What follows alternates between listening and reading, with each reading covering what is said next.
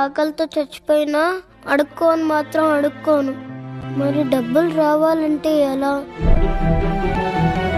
అన్నా,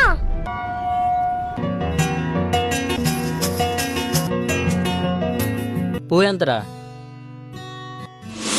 10 రూపాయలు. థ్యాంక్ యూరా. అయ్యా చిన్నపిల్లడైనా అడుక్కోకుండా ఎంత కష్టపడుతున్నాడు చూడరా రేయ్. మన పని చేసుకోవచ్చు కదా. అక్క, అన్నం ఎంత? 30 రూపాయలు. పప్పు 20 రూపాయలు. 2 కలిపించండి అయితే. అయ్యా పక్కనే కూర్చొని అడుక్కోమని చెప్పాను కదా, ఎక్కడికి వెళ్ళావు? మనం అడుకోవద్దు నాన్న. అడుక్కుపోతే తిండెట్లా వస్తుంది అనుకున్నావు? పూలమ్మే నాన్న. ఇదిగో.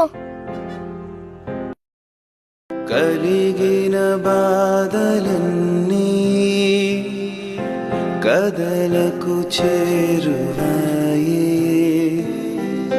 బ్రతుకున